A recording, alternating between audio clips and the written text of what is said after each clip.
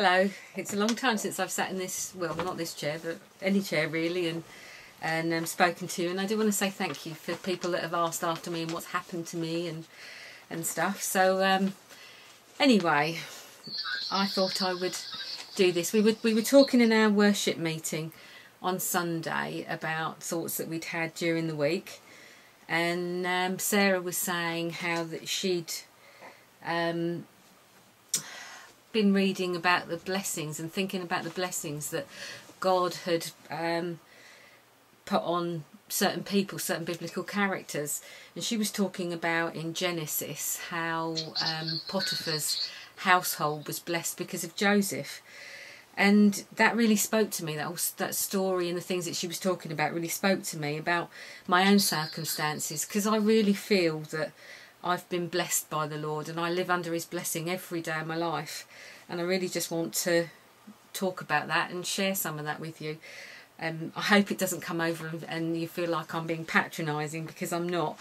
You know, just looking at my life, and I'm certainly no different to anybody else, but I've had a few ups and downs in my life. When I think about how when my little girl was diagnosed with cancer, we had 2.5 years of inpatient visits. We had 9 one-month visits where I was stuck in hospital for a month at a time with her, and it was really, really hard. You know, when I look back and I think how my personality, I kind of shrunk into myself through that time. And I hung on to Jesus for dear life, because there is no way that I would have survived that situation if I hadn't had Jesus in my life then. He held me through it, and his blessing on me at that time.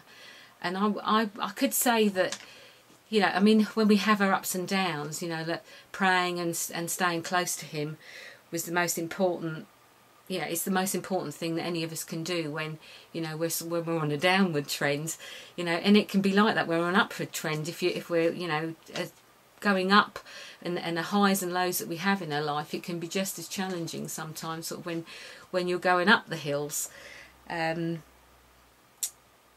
know, sort of looking back to that time, I know that Satan would have wiped the floor with me if I hadn't stayed close to Jesus. So, and sort of saying about where have I been for the last year or so, it's been a really challenging year for me. My job has been like really stressful. My mum had a stroke. My dad has been in hospital as well, and I've been trying to hold down my full-time job. Take my mum to visit my dad in hospital when he was in every other night, and when my mum was in hospital I was taking my dad to the hospital every other night, trying to keep the kids sane at home, trying to just do everything. You know, it has been very challenging, which is where I've been really, and why I haven't been doing these videos. But, you know, through all of that, all I can say is that, you know, God has blessed me. He's brought me out this end of it, and stronger than I was before. And I don't think that we can always see what God is doing with us at the time.